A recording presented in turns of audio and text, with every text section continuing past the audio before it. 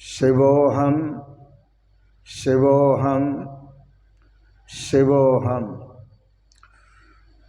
ओम सच्चिदानंदरूपाय विश्वोत्पत्त्यादिहेतवे तापत्रय विनाशाय श्रीकृष्णाय वयं नमः। श्रीकृष्णाय वयं नमः। ओम अखंडानंदबोधाय शिष्य संतापहारिणे सच्चिदानंदरूपाय तस्मै श्री गुरवे नमः। तस्मै श्री गुरवे नमः। ओम अज्ञानतिमिरान्धस्य ज्ञानाञ्जनशलाकया चक्षुरुन्मीलितं येन तस्मै श्री गुरवे नमः। तस्मै श्री गुरवे नमः। पूर्व प्रसंग में आप श्रवण कर रहे थे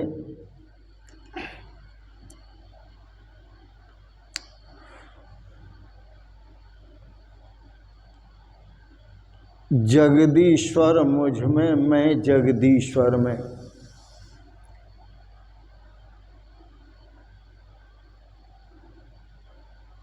मैं जगदीश्वर में हूँ, जगदीश्वर मुझ में है। तो मैंने एक बात याद दिलाई आपको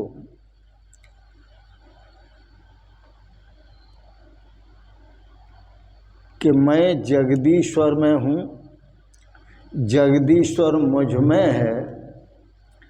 ऐसा कहने की अपेक्षा और ज़्यादा अच्छा होगा मैं जगदीश्वर हूँ, जगदीश्वर मैं हूँ।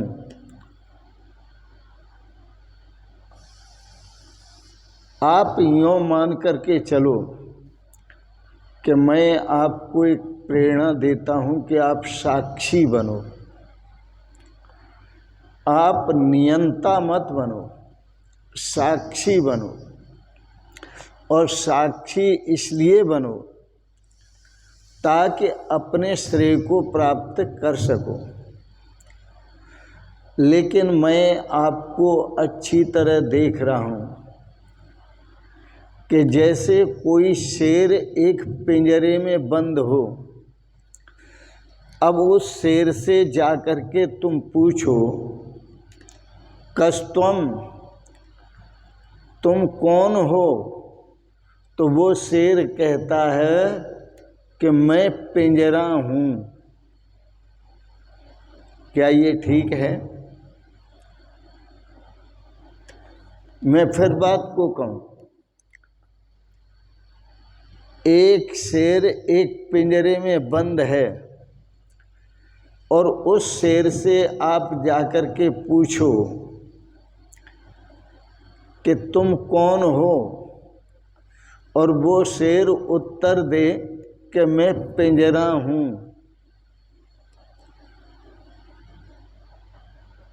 अब तुम हंसोगे और सोचोगे कि शेर पिंजरा कैसे हो सकता है। तो जैसे शेर कहता है कि मैं पिंजरा हूँ, वो अपने शेर भाव को नहीं जानता, इसलिए ऐसा कहता है कि मैं पिंजरा हूँ। वो अपने असली रूप को नहीं जानता, इसलिए ये ऐसा कहता है कि मैं पिंजरा हूँ। यह उस शेर की बात नहीं कर रहा मैं आपकी बात कर रहा हूँ।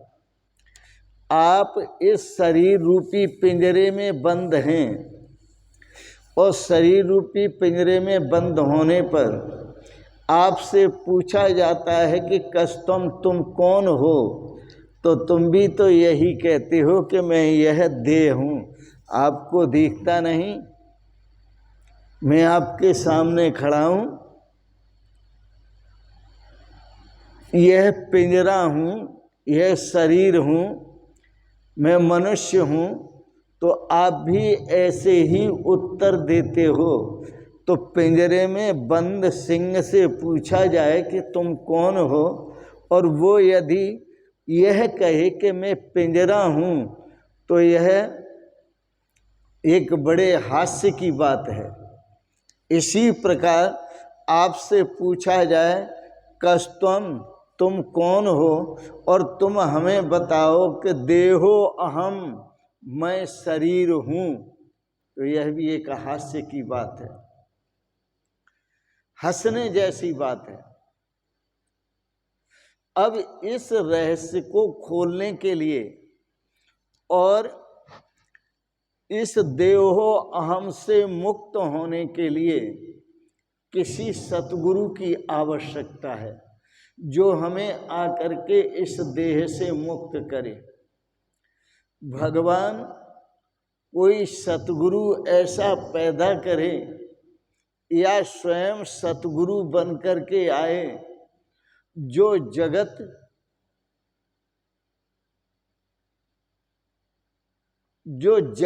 को और जगदीश्वर को, जो जगत का और जगदीश्वर का बोध कराए। जब हम ये प्रार्थना करते हैं कोई ऐसा जगत गुरु आए, कोई ऐसा सतगुरु आए, भगवान पैदा करे ऐसे सतगुरु को जो हमें जगत को अलग दिखा दे, जगदीश्वर को अलग दिखा दे, तो आपकी प्रार्थना बड़ी सार्थक है। इसलिए सार्थक है कि आपकी प्रार्थना पर ही भगवान अवतार लेते हैं। तो कभी बुद्धा अवतार लेते हैं और कभी ऋषभा अवतार लेते हैं और कभी कितने अवतार हैं, राम अवतार लेते हैं, कृष्ण अवतार लेते हैं और आकर के आपको बताते हैं कि आप देहो अहम कहना छोड़ दो, आप शिवोहम बोलो। यह नासवान देह मैं नहीं हूँ, मैं तो कल्याणकारी परमात्मा हूँ, कल्याण स्वरूप परमात्मा हूँ। तो यह आपको आपके स्वरूप का बोध कौन कराएंगे? सतगुरु ही कराएंगे। मैं आपको बार बार एक बात कहता हूँ कि मुझे कोई आप ऐसा ग्रंथ दिखा दो जो गुरु शिष्य का संवाद न हो। गीता दर्शन आप पढ़ते हैं तो यह भी गुरु शिष्य का ही संवाद है। जिसने उस असीम को पुकारा तो वह असीम को पुकारने से उसके पास वह असीम परमात्मा आ नहीं जाता। जो असीम को पुकारता है और असीम बनकर के पुकारता है, तो असीम को प्राप्त करने के लिए असीम बनना पड़ता है। जो सीमाओं में है वो शरीर है, जो सीमाओं में है वो जगत है, जो सीमाओं में है वो जगत का व्यवहार है। लेकिन परमात्मा तो असीम है, सारी सीमाओं से मुक्त है। तो उस असीम को प्राप्त करना हो तो असीम बनना होगा। उस विराट परमात्मा को प्राप्त करना हो तो हमें विराट बनना होगा। गंदे से गंदा नाला यदि गंगा जी को प्राप्त करना चाहता है और वो ये सोचे कि मैं गंदा नाला ही बना रहा हूँ और मुझे गंगा जी भी प्राप्त हो जाएं, तो ये असंभव है। वह गंदा नाला अपने गंधत्व को छोड़कर और जब गंगा जी में समाएगा तो गंगा जी हो जाएगा। तो गंगा बनकर ही गंगा को प्राप्त किया जाता है। गंदा नाला भी बने रहो और गंगा भी प्राप्त कर लो, यह बिल्कुल असंभव है। तो तुम देहो अहम, मैं मनुष्य हूँ, देह रूप हूँ, ऐसा भी तुम बने रहो और तुम चाहो कि उस असीम परमात्मा को प्राप्त कर लें, तो क्योंकि तुम सीमा में हो इसलिए सीमा को ही प्राप्त करोगे। और जब तुम सीमा से मुक्त होगे तो असीम को पुकारा है तुमने, तो असीम बनकर ही तुम असीम को पुकारो। और असीम को पुकारने के लिए असीम बनना पड़ता है, असीम को प्राप्त करने के लिए असीम बनना पड़ता है, सीमाओं से रह। तो एक चुनौती है आपके लिए कि विराट को प्राप्त करना हो, विराट परमात्मा को, तो आपको भी विराट बनना पड़ेगा।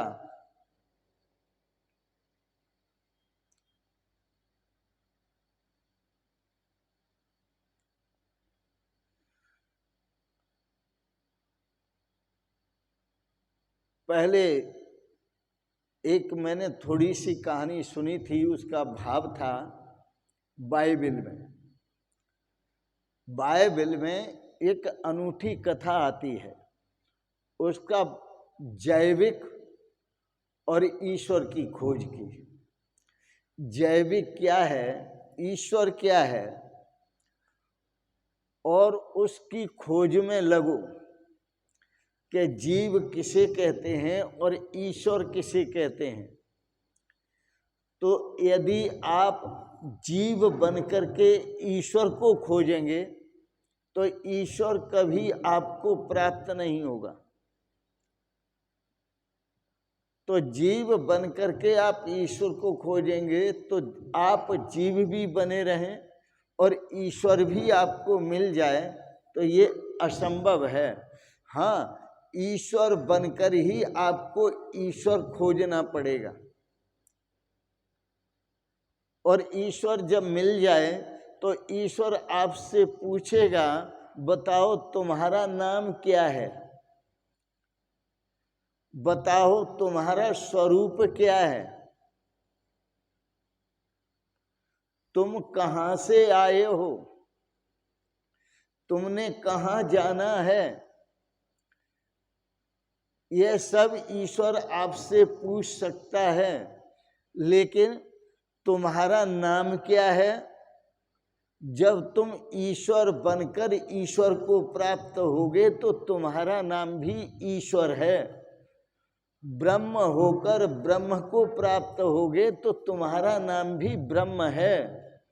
और जीव होकर आप ईश्वर को प्राप्त करना चाहें तो यह असंभव है। आप जीव होकर ईश्वर को प्राप्त करना नहीं कर सकते।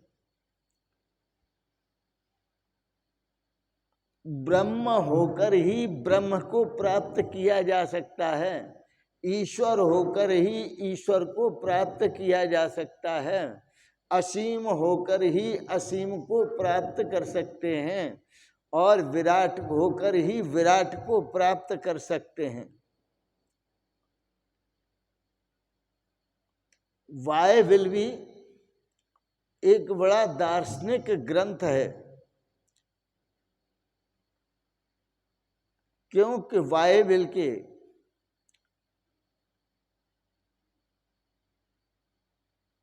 अब यूं तो ग्रंथों में देखा जाए तो बाइबिल में लिखा है कि पृथ्वी चपटी है,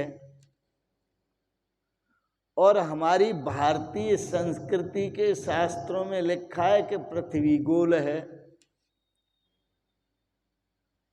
तो मत मतांतर से यदि आप देखो तो झंझट में पड़ जाओगे, क्योंकि प्रभिन्ने प्रस्थाने परमिद मदः पथ्यमित च। भिन्न भिन्न नाना प्रकार के मत हैं, पंथ हैं, झंझट हैं। इसलिए उन झंझटों में नहीं पड़ना। महर्षि अष्टावक्र प्रारंभ में ही कहते हैं, मुक्ति का यदि तुम साधन करते हो तो यही झंझट है।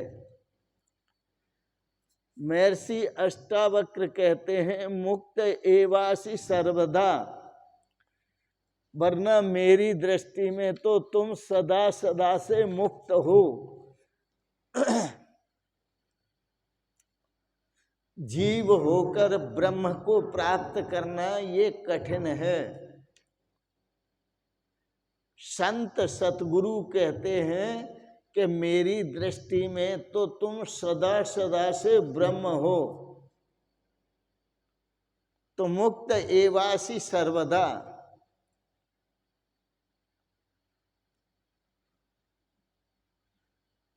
तुम जगत बन करके जगत बन करके जगदीश्वर को ढूंढोगे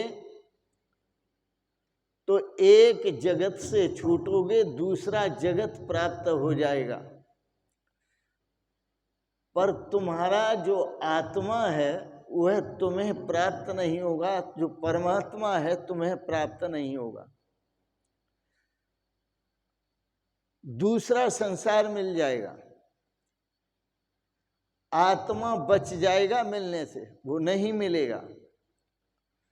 और सारा जगत खो दोगे और आत्मा को प्राप्त कर लोगे तो आत्मा से बढ़कर कुछ भी नहीं है। आत्मा मिल गया तो सब मिल गया। फिर मैं आपको कहूं, जीसस ने कहा है बाइबल में, आपको पूरा जगत मिल जाए, पूरा जगत, ऐसो आराम पद पदार्थ जो संसार के सुख हैं सब मिल जाएं आपको, सारी विलासताएं मिल जाएं, सारा जगत मिल जाए आपको, और आत्मा खो जाए तो क्या सार है? परमात्मा खो जाए तो क्या सार है? जगत के मिलने से कोई सार नहीं। और यदि आपको आत्मा मिल जाए, परमात्मा मिल जाए और जगत खो जाए तो सारी ही सार है। फिर आपको बात कहूं, यदि आपका परमात्मा खो गया, आत्मा खो गया और जगत आपको दुनिया का मिल गया, ब्रह्मांड का जगत मिल गया, तो जो मिला हुआ है आप विचार करो, ये अंतिम में छूट जाएगा कि आपके साथ जाएगा? ये तो बड़े विचार की बातें हैं। सब जानते हैं मन का धन चाहे जितना कर लो, परंतु जब इस पिंजरे से पंछी निकलता है तो अकेला ही जाता है, कुछ साथ लेकर नहीं जाता। इसलिए यीशु ने कहा, जीसस ने,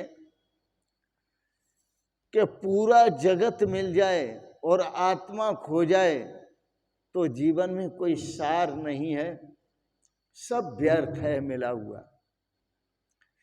फिर दूसरा शब्द कहा कि आत्मा बच जाए, मानी परमात्मा का अनुभव हो जाए, आत्म स्वरूप का अनुभव हो जाए और जगत खो जाए तो सार ही सार है, आनंद ही आनंद है, प्रेम ही प्रेम है, रस ही रस है, सुख ही सुख है, शांति ही शांति है। इसके अलावा और कुछ नहीं है।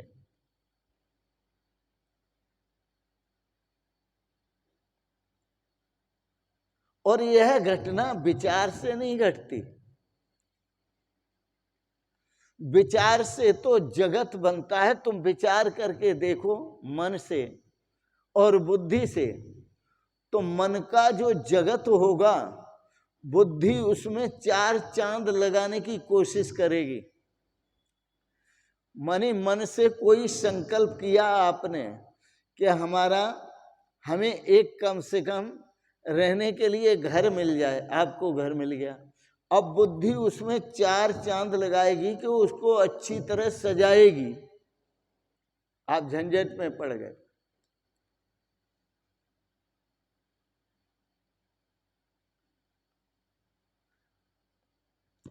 मुझे एक बात याद आई कि प्राचीन समय में एक ऋषि हुए, उनके पास एक युवती आई और जब वह युवती आई तो मैंने पूछा, वो ऋषि कहते हैं, मैंने पूछा तुम कैसे आए?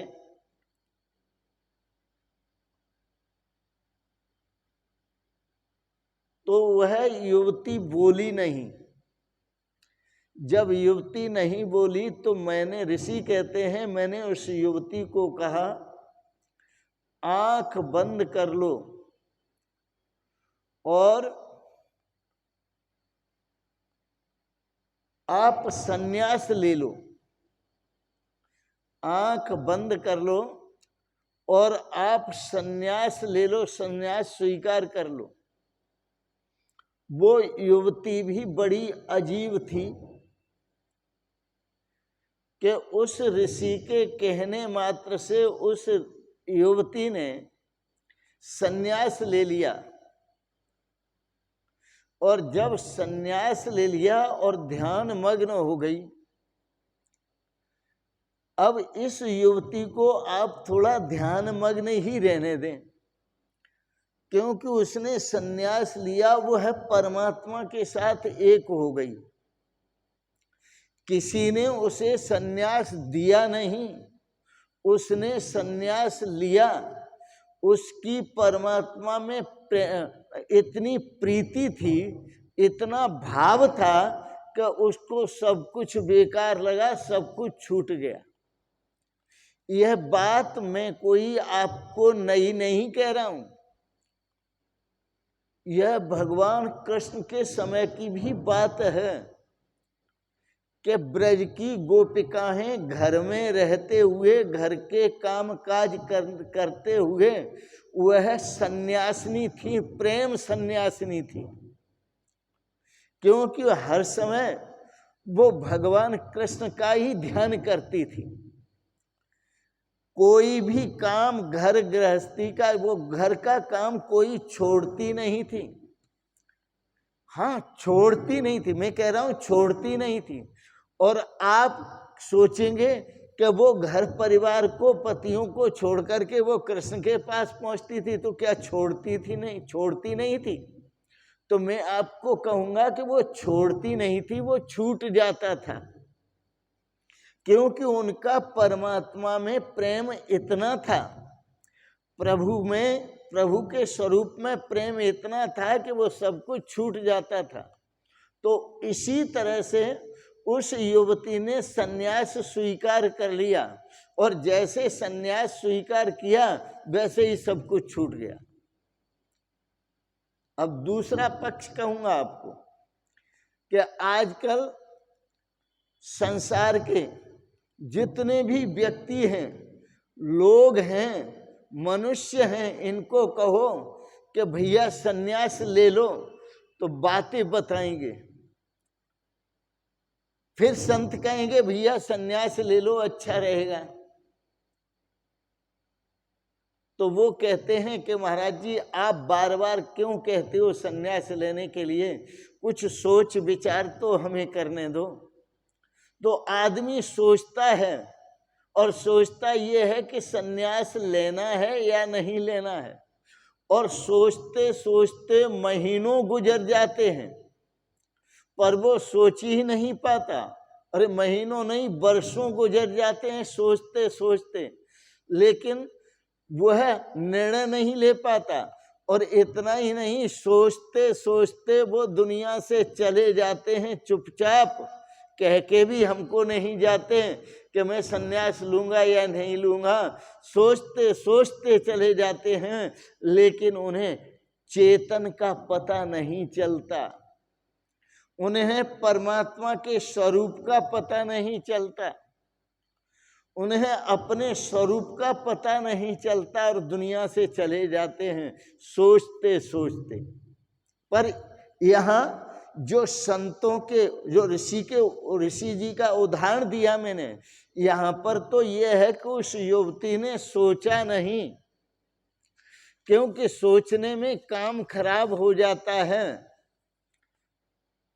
यदि युवती सोचने लगती तो वो सोचती मेरे बच्चे हैं, मेरे पति है, मेरा घर है, मेरा परिवार है, मेरी बालिका है, कन्या है, तो और मैं कैसे संन्यास ले लूं।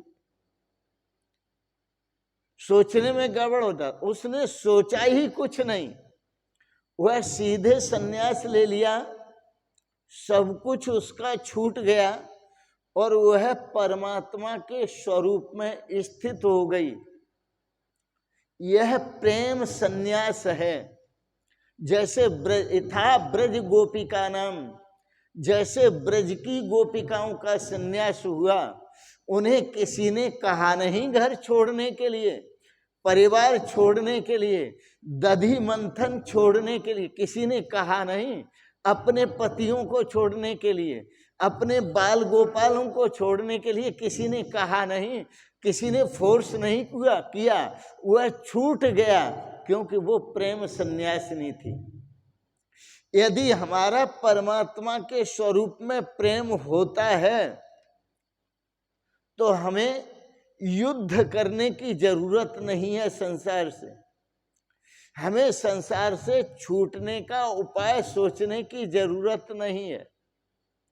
हमें संसार से बचने का उपाय करने की जरूरत नहीं है। हमें बंधन से मुक्त होने का उपाय करने की जरूरत नहीं है। प्रेम काफी है, श्रद्धा काफी है।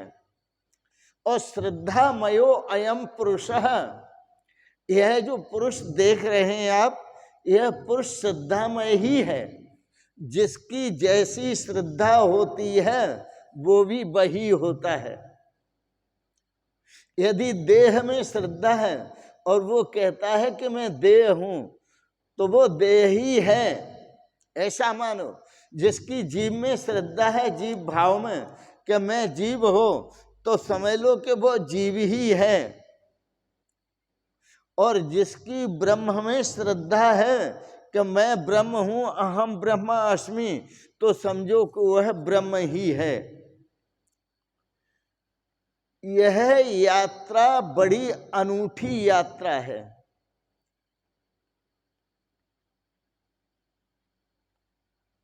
और यह यात्रा उन स्थानों की नहीं है जिन स्थानों से आप परिचित हैं, और उन व्यक्तियों के मिलन की नहीं है जिनसे आप परिचित हैं। यह पथ भी बिल्कुल अपरिचित है, यह मार्ग भी बिल्कुल अपरिचित है।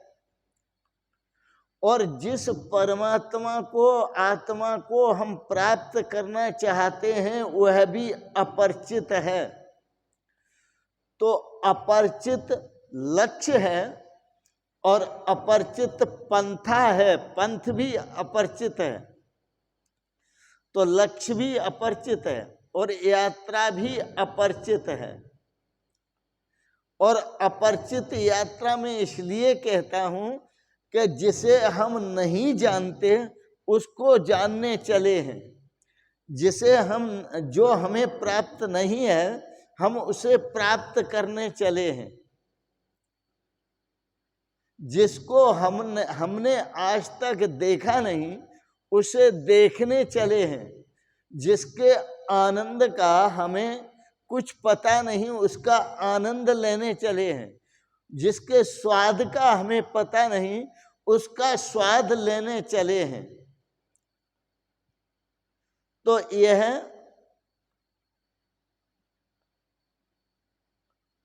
खामोशी की पर्दापोशी है। खामोशी की पर्दापोशी। मैं भी पर्दे में हूं और वह भी पर्दे में है। अब वह भी पर्दे में है और मैं भी पर्दे में हूं। अब आप कहेंगे ये कैसे कहते? मैं कोई नई बात नहीं कह रहा हूं, पहले संत महापुरुष ऐसा कह चुके हैं। स्वामी राम तीर्थ ने कहा, क्यों ओहले बहबे झांकीदा, कहो पर्दा किस तू राखीदा, हे मेरे प्रियतम प्रभु परमात्मा, यह धीरे धीरे क्यों मेरी तरफ झांक रहे हो? यह पर्दा तुमने किसके लिए किया हुआ है? क्या तुम्हारा यहाँ कोई जेठ खड़ा हुआ है या तुम्हारा ससुर खड़ा हुआ है जिनके लिए पर्दा किया है? तो क्यों ओहले बहबह झांकीदा, तो जो पर्दे में है तुम भी पर्दे में हो। ये मत भूलो कि तुम पर्दे में नहीं हो, तुम भी पर्दे में हो। शरीर रूपी पर्दा पड़ा हुआ है, अहमता ममता रूपी पर्दा पड़ा हुआ है, और परमात्मा पर भी माया का पर्दा पड़ा हुआ है। इसीलिए संत महापुरुषों ने एक गीत में भी कहा है,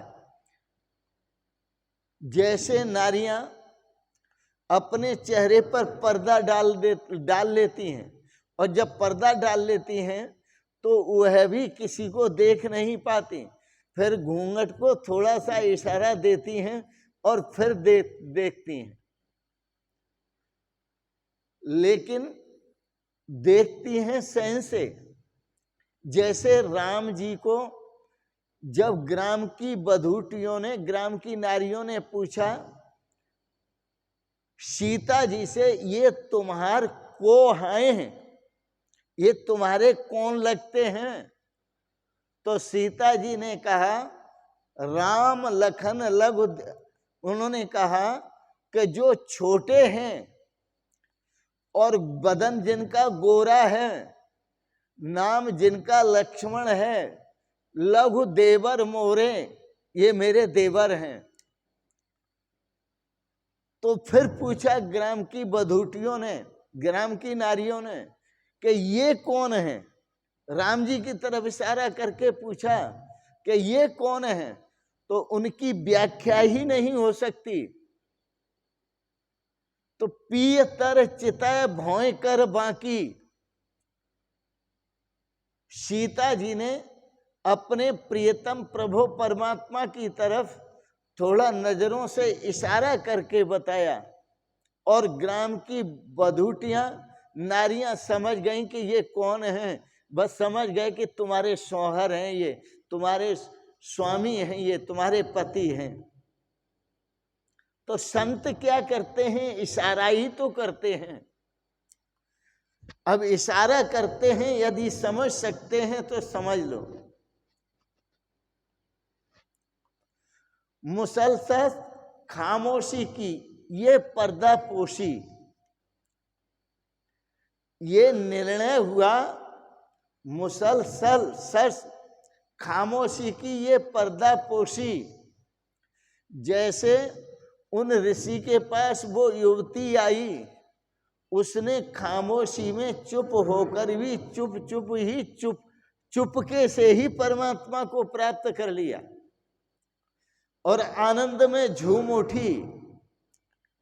इसी प्रकार से अवश्य है कि राजदा हो गए हमने भी अनुभव किया है। संत महापुरुष कहते हैं, गुरु ऋषि कहते हैं, यदि हमने भी अनुभव किया है तो चुप चुप ही अनुभव किया है। आप कहेंगे फिर आप गा बजा क्यों रहे हैं? चुप चुप अनुभव किया है तो चुप रहो। देखो, स्वप्न में आप स्वप्न की कहानी नहीं बता सकते। जब आप स्वप्न देख रहे होते हैं तो आप किसी को ये नहीं बता सकते कि मैं ये स्वप्न देख रहा हूं, जगने के बाद बताएंगे। और आप गहरी नींद में सोए हुए हैं तो भी आप कितने सुख से सोए हुए हैं, ये गहरी नींद में जब सोए हुए हैं तब नहीं बता सकते आप। लेकिन नींद से जब जागेंगे तभी आप बता पाएंगे कि आज ऐसे सोए, इतने बेखबर सोए कि कोई खबर न रही। यदि आपको नदी में उतारा जाए और ये कहा जाए कि ये नदी कितनी गहरी है, आपसे पूछा जाए कि गहराई का पता लगाओ, ये नदी कितनी गहरी है। तो जब आप उस नदी में गहराई में उतरे हुए होंगे, तब किनारे वाला आपसे पूछे, जो किनारे पे खड़ा है नदी से बाहर, कि बताओ ये नदी की गहराई कितनी है, तो उस समय आप नहीं बता सकते। जब उस नदी की गहराई से फिर बाहर आएंगे, तब आप बताएंगे कि ये तो बहुत गहरी है, इतनी गहरी है कि इसका कुछ अता पता नहीं लगा कि कितनी गहराई है इसकी।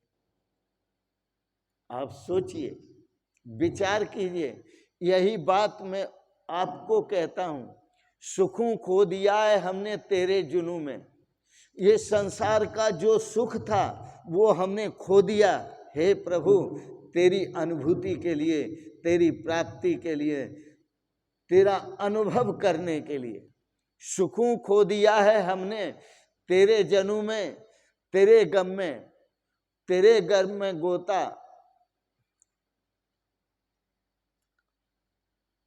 सुखों खो दिया है हमने तेरे जनू में, तेरे गम में, 16 बयां हो गए हम। जो लोहे का भी यदि गोला होगा तो अग्नि को प्राप्त करना चाहेगा, गोला ठंडा है तो उसे अग्नि में धंसना पड़ेगा और अग्नि रूप होना पड़ेगा। संत अपना अनुभव करते हैं, 16 बयां हो गए हम।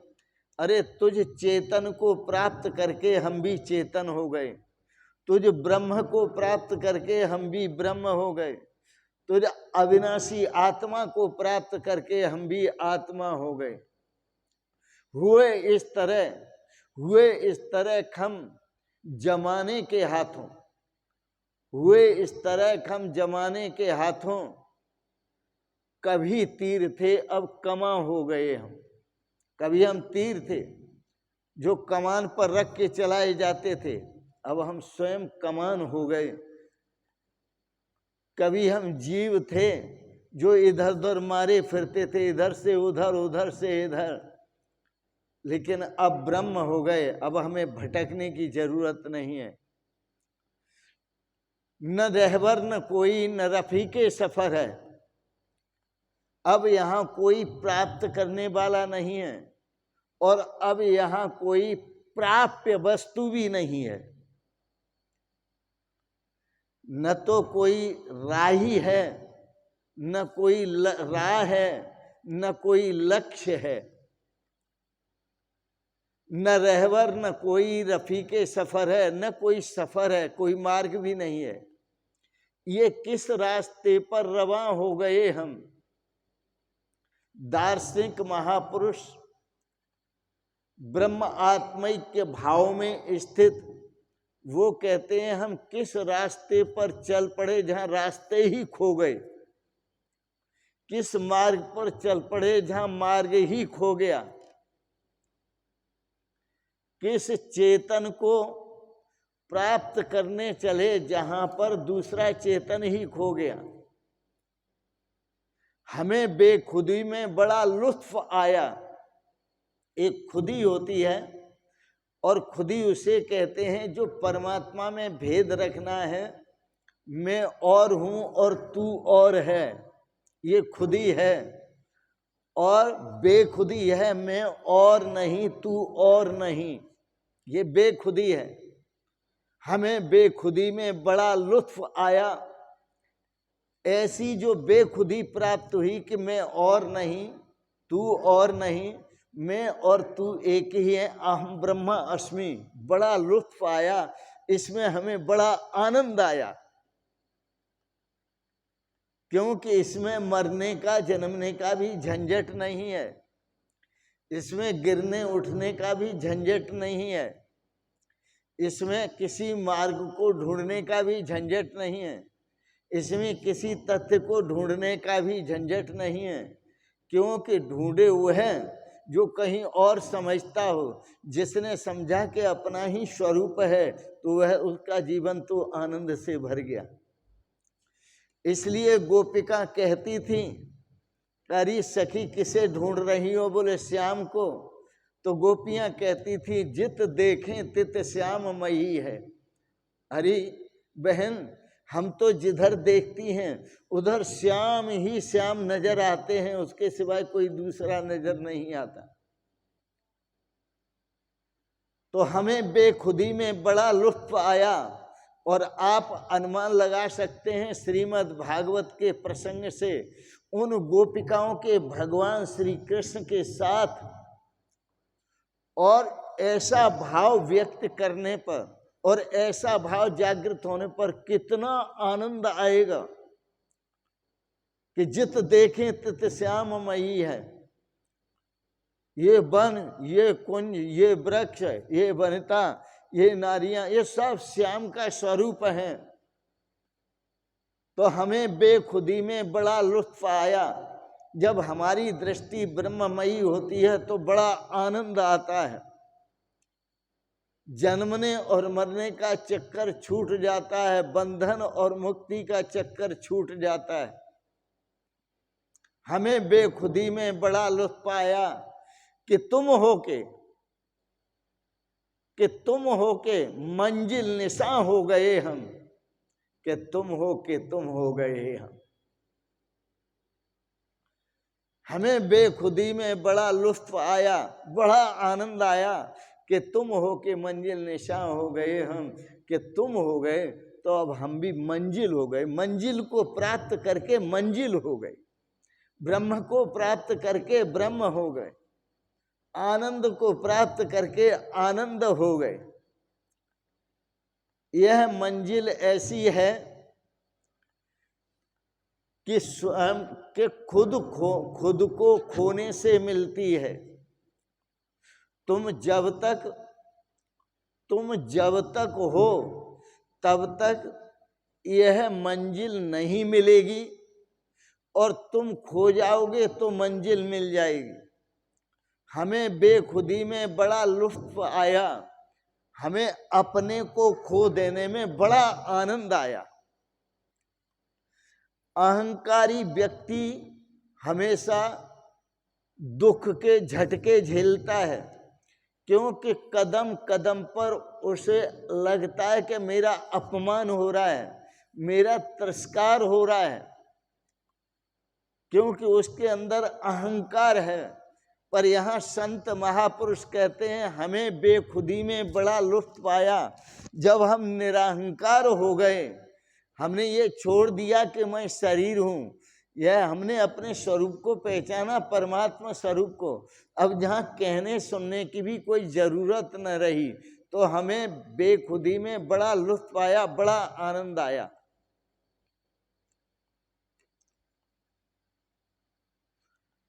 कि तुम हो के मंजिल निशा हो गए हम, कि हे प्रभु हम तो मंजिल को प्राप्त करके मंजिली ही हो गए।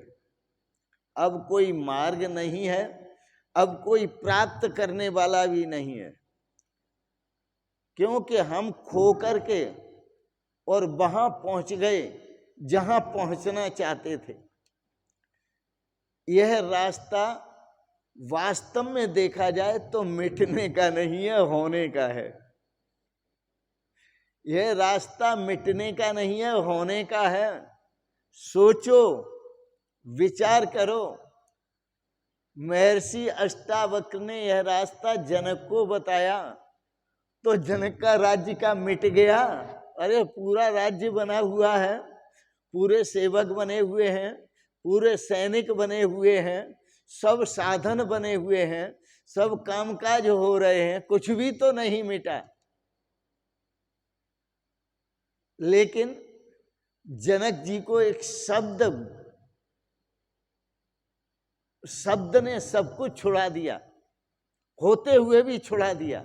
मुक्त एवासी सर्वदा, कि तुम तो सदा सदा से मुक्त हो। उन्होंने अपने मुक्त स्वरूप को देख लिया। अब न रहबर न कोई रफीके सफर है, न तो यहाँ पर कोई रहबर है न रफीके सफर है। यह बड़ी अकेले की यात्रा है।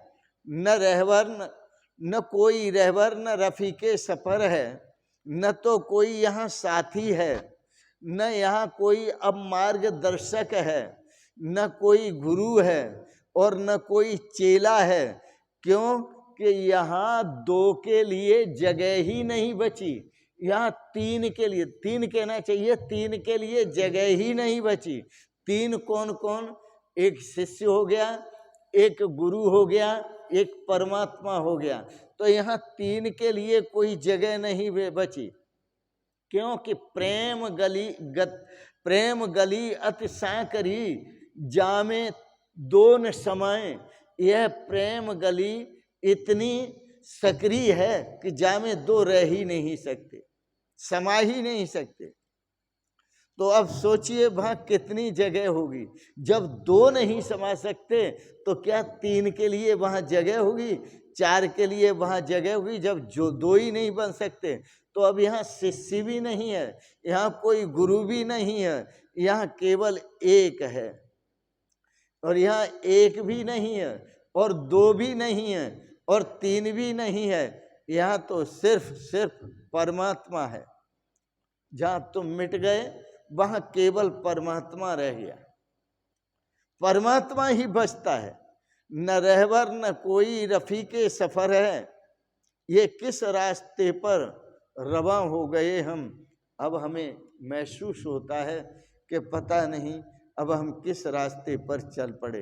हिम्मत करो, साहस करो, यात्रा है और यह यात्रा अनजान में, ये मार्ग भी अनजान है, परमात्मा भी अनजान है, आपका स्वरूप भी अनजान है, यह यात्रा भी अनजान है। यह अनजाने में उतरने की जोखिम लेना है, यह अनजाने में उतरने की जोखिम लेना है, लेकिन यह बड़ी हिम्मत से होगी। यह संसार के होशियारों के लिए नहीं है, संसार के समझदारों के लिए यह मार्ग नहीं है। यह तो क्वांटम छलांग है, यह तो एक प्रेम में छलांग है। क्योंकि परमात्मा प्रेम स्वरूप है। यह गणित की छलांग नहीं है कि आप इतना कर लोगे तो आपको परमात्मा प्राप्त होगा। ये करने का गणित नहीं है कि इतना कर लो फिर इतना कर लो फिर इतना कर लो फिर इतना कर लो। आपने सिर्फ और सिर्फ प्रेम में छलांग लगाना है, और जो प्रेम में छलांग लगाता है तो परमात्मा जो है वो प्रेम स्वरूप ही है। और प्रेम में जो आनंद मिलता है वो कहीं नहीं मिलता। आप विचार करो, भौतिक दृष्टि से देखो तो घर परिवार में आप प्रेम से रहेंगे तो आनंद ही आनंद है, और बाहर भी प्रेम से रहेंगे तो आनंद ही आनंद है। यहाँ चतुराई चूल्हे पड़ी, भार पड़ो आचार। चतुराई चूल्हे पड़ी, भार पड़ो आचार। तुलसी रघुवर प्रेम बिन, तुलसी रघुवर भक्ति बिन, तुलसी रघुवर प्रेम बिन चारों वर्ण चमार। चतुराई चूल्हे पड़ी, भार पड़ो आचार। तुलसी रघुवर भक्ति बिन चारों वर्ण चमार। चारों वर्णों को चमार बता दिया, ये तो अच्छा नहीं किया। ब्राह्मणों को सबको चमार बता दिया। अरे भाई, इसलिए बता दिया कि यदि चतुराई में फंस करके आप शरीरों में आस्था बनाए हुए हैं, शरीरों को ही देखते हैं लेकिन शरीरी को नहीं देखते, जड़ को ही देखते हैं, चेतन को नहीं देखते, और शरीरों से ही प्रीति करते हैं, तो शरीर क्या है? चमड़ा है। तो जो चमड़े से प्रीति करता है, चमड़े में आस्था रखता है, चमड़े में रमण करता है, तो वो चमार तो है ही। इसलिए चारों वर्ण चमार कह दिया। और जो इस चमड़े से मुक्त हुआ, जैसे मैंने आपको शुरू में कहा था, देहो हम, यदि आप ऐसा मानेंगे कि मैं शरीर हूं तो आप कभी भी चेतन को प्राप्त नहीं कर पाएंगे, क्योंकि शरीर मान करके आप शरीर को प्राप्त होंगे, एक शरीर छूटेगा दूसरे को प्राप्त होंगे, दूसरे छूटेगा तीसरे को प्राप्त होंगे। और यदि आप चेतन को स्वीकार कर लें कि वह परमात्मा तो हमारा स्वरूप है, जब ये स्वीकार कर लें वह परमात्मा हमारा स्वरूप है, तो जनक जी ने जो याद किया वो आप भी याद कर सकते हैं कि महर्षि अष्टावक्र ने कहा, हियर एंड नाउ, अभी और यहीं, मुक्त एवासी सर्वदा, हे तात तू तो सदा सदा से मुक्त है। और तुमने यदि ये लगा दिया कि मैं कैसे मुक्त होऊं, तो इसका उत्तर हम आपको कल देंगे, क्योंकि ये समझ में यदि आपके नहीं आया, महर्षि अष्टावक्र ने कहा मुक्त एवासी सर्वदा, तुम तो सदा सदा से मुक्त हो। जब तुम परमात्मा का स्वरूप हो तो परमात्मा कभी किसी के बंधन में आता है, वो तो सदा सदा से मुक्त है, तुम भी सदा सदा से मुक्त हो। तो अपने मुक्त स्वरूप को देखो, इसी में आनंद है, इसी में श्रेय है, इसी में सौभाग्य है, और इसी में शाश्वत सुख है और शाश्वत शांति है, शाश्वत आनंद है। इन शब्दों के साथ वाणी को विराम दूंगा। आपने बड़े प्रेम और श्रद्धा से आज के प्रसंगत ब्रह्म विद्या का श्रवण किया, अध्यात्म विद्या का श्रवण किया, तत्व ज्ञान का श्रवण किया, इसके लिए बहुत बहुत अनुग्रहित हैं। भगवान से प्रार्थना करते हैं कि आपकी दृष्टि ब्रह्ममयी हो, परमात्मामयी हो, प्रभुमयी हो, ताकि आप भी जीवन का पूर्ण आनंद ले सकें, पूर्ण शाश्वत सुख का अनुभव कर सकें, शाश्वत शांति का अनुभव कर सकें। इन शब्दों के साथ कोटि से मंगलमयी शुभ कामनाएं करते हुए आपको बहुत बहुत आशीर्वाद और बहुत बहुत प्रणाम प्रणाम प्रणाम। शिवोहम शिवोहम शिवोहम।